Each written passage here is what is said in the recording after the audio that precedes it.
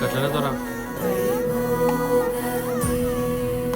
అన్నా, కావేరిని చూస్తుంటే అమ్మాయి ఆదికొస్తుంది. అచ్చం అమ్మ లెక్క ఉంది కదా.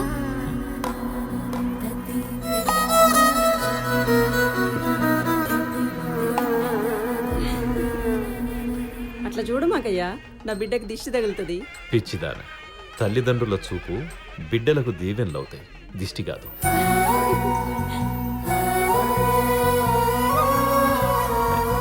తీసుకో పదమ్మా. బిడ్డ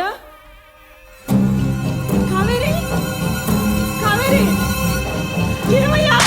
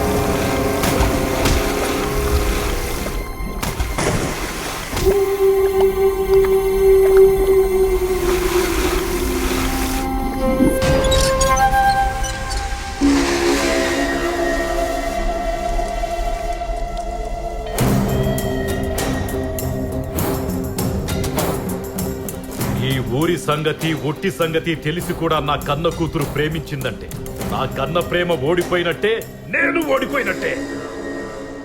1980లో రేవెల్ల ప్రసాదరావు దొర శాంతమ్మల ఏకైక కూతురు ప్రేమించి జమీందారీ వంశాన్ని వదులుకొని కులం తక్కువడితో లేచిపోయింది. ఊళ్ళే ఆ జమీందారు పరువు పోయి ఆ కుటుంబం మొత్తం ఆత్మహత్య చేసుకుంది. తల్లిదండ్రులు వాళ్ళ కూతురు మీద ప్రేమ పెట్టుకుంటే వాళ్ళ ప్రాణమే తీసేలా చేసింది ఆ ప్రేమ. 1986లో మందమర్రి పోచయ్య నరసమ్మలు కడుపు నింపే భూమిని, కడుపున పుట్టిన బిడ్డను సమానంగా చూసుకున్నారు.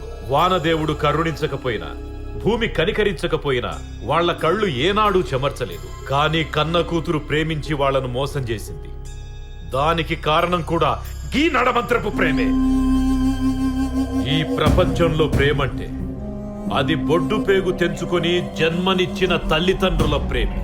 దానిని మించిన ప్రేమ ఈ భూమి మీద ఎక్కడా ఉండదు. ఇదే నిజం. నేను దాన్నే నమ్ముతాను. ఎక్కడైనా ప్రేమికుల ప్రేమ బతుకు కొడతదేమో, ఇక్కడ బలి కొడతది.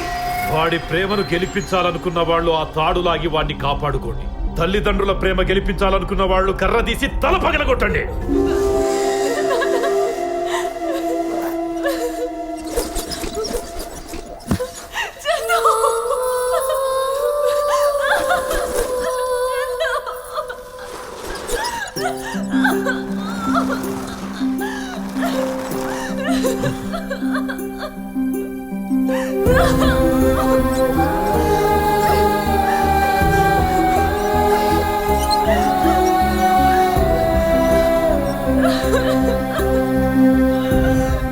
దేవా,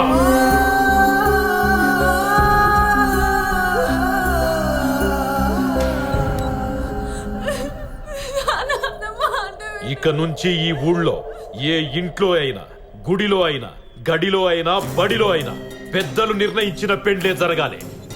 అది కాదు ప్రేమించుకున్నాం పెళ్లి చేసుకుందాం అనే మాట నా ఊరి పొలిమేరల్లో ఇనబడితే పర్వతగిరిలో పగిలేది పుట్టి కాదు, ప్రేమించినోడి తల. ఇది పర్వతగిరి పర్వతనేని శంకర్ పటేల్ తీర్పు.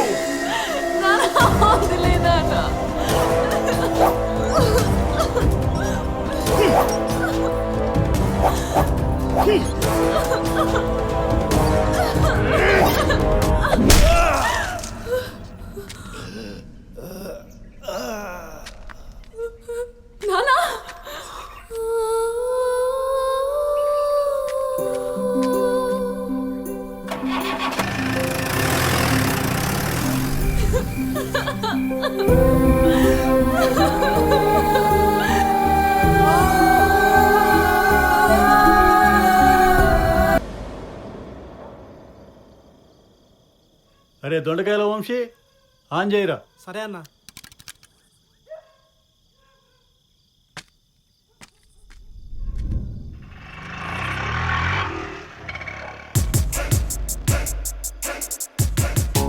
అత్తగూరు బిల్డప్లకు ఏం తక్కువ లేదు.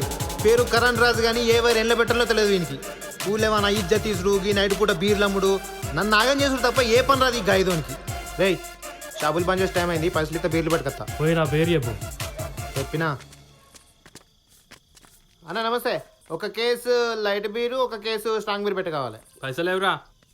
వారు రాజుగా చెప్పలేదా కరణ్ రాజు గారు? అవి కొడితే కొట్టిలు కానీ అన్న మాటలు వింటే ఎన్నో రోజుకొని తత్తావు నువ్వు. ఏమన్నాడు రా? ఆ రాజుగాడు హీరో, నువ్వు పెద్ద కమిడియన్వి. పైసలు తీసుకురాపరా, అవలగాన్లోకి వచ్చాడు. మంచిగా మాట్లాడన్నా. చల్ పోబే. అరే గంత మాట నర్ర సంఖ్య అయ్యాలగాడు వాని గిప్ప గుజ్జోరా వాని. ముందు పోయి బీర్లు తీసుకురాపో. అరే ఎంత ఇచ్చినావు తెలుసా? ఇక అందరికీ వస్తాయిరా. అరే ఎప్పుడు చూడు పైసలు పైసలు. ఏం చేస్తావురా పైసలు? నీ దగ్గర తీసుకురాపో. అరే నాకు ఇవ్వరా. నేనాడా ఉన్నాయి అరే నీ దగ్గర పైసలు. ఇక తీసుకో, పోయి బీర్లు తీసుకురాపో. అరే పెళ్ళి అయితే తెలుతుందిరా నీకు. నువ్వు అమ్మాయి 4-5 బీర్లకి బిజినెస్ మ్యాన్ లెక్క బిల్డప్ ఇస్తాను. వైన్ షాప్ కాడ మందు తీసుకున్నాం. అట్లానే అన్న. హలో ఏంద్రా? అరే మీ అయ్య వచ్చిండు, పైసలు తీసుకోవాలన్నారా? పుక్కెనకెత్తానే రా బీర్లు. అయ్యే బిజినెసే, పైసలు తీసుకో. 2 లైట్ బీర్లు. అక్కడ మూలకు మా వాడు ఉంటాడు, వాని దగ్గర తీసుకోపో. సరే. చెప్పు. అట్లనే.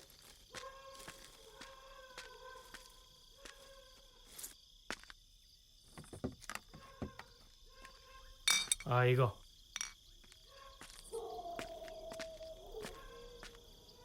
ఏందన్నా నీ కొడుకు రాజు బీర్లు అమ్ముతుండు. ఏం చెప్పమంటారు? ఎవరికి చెప్పుకోను నా బాధ? ఏం తక్కువ చేసి చెప్పు వానికి? ఇల్లు ఉందా? తిండి పెడుతుంటినా? ఇంకేం చేయాలి చెప్పు? ఇగో ఇట్లా ఇజ్జత్ లేని పనులు చేసి నా ఇజ్జత్ తీస్తుండు. కన్నపాపానికి నాకు సచ్చిందాకా తప్పేటట్లేదు నా కర్మ.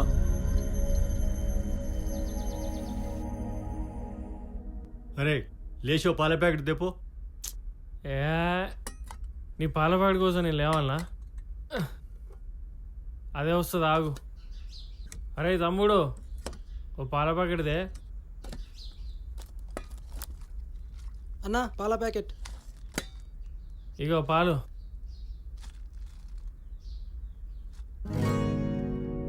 మీ ఆయన ఇంకేం చేస్తాడు? ఆఫీస్కి పోతలే? దున్నపోతుకు వంట చేస్తున్నా, తిని ఊరి మీద పడాలి కదా. బాపు 30 ఏళ్ళు వచ్చిన కొడుకుని తిట్టనికి సిగ్గుండాల బాపు. రోజు తిట్టుడేనా? అరే ఇన్నేళ్ళు వచ్చినా తిట్టించుకుంటున్నావు, నీకుండాలరా సిగ్గు. తిట్టే చాలు, ఆఫీస్ టైం పో. ఏంది రాలుల్లి? పక్కింటి ఆంజనేయులు మామ కొడుకు పెళ్ళైన కాంచలి ఇంట్లో పైసలు ఇస్తాడట. రోజుకి ఇదే పంచాయతీ. ఈ గల్లీ నుంచి ఆ గల్లీ దాకా ఊర్లో అందరూ ముచ్చట్లు ఎరికే నీకు, కానీ నీ గురించి ఊర్లో ఏం మాట్లాడుతున్నారో అది మాత్రం తెలియదు. పనిలోనే చెట్టుకే రాళ్ళు తగులుతాయి. గట్లనే నా సొంటలేనే అందరూ అంటారు, ఇని ఊకాలు అంతే. మాటలు మాత్రం మస్తుగా చెప్తున్నావు. ఈ తెలివితేటలందో జీవితం మీద పెట్టు, పైకి వస్తావు. అరే నేను పోతున్నా. ఆగు, నేను వస్తానా? వద్దులే, నేను పోతా. ఆగు, నేను దింపుతా. నిన్న కాళ్ళ నొప్పులు అన్నావు కదా, తగ్గినాయా? కొద్దిగా తగ్గినాయిలే. నువ్వు తెచ్చిన నూనె వాడుతున్నా కదా, జర మంచిగానే పనిచేస్తాను. మరి ఇంకోటి తీసుకురానా? మరి ఎందుకు వద్దు, ఉన్నది కదా, అయిపోయినాక చూద్దాం. ఇగో ఆ ఫ్రిడ్జ్లో పప్పుచారు పెట్టినా, అది వేడి చేసుకొని తిను. సరే ఆగు, నేను వస్తాను, ఆగు.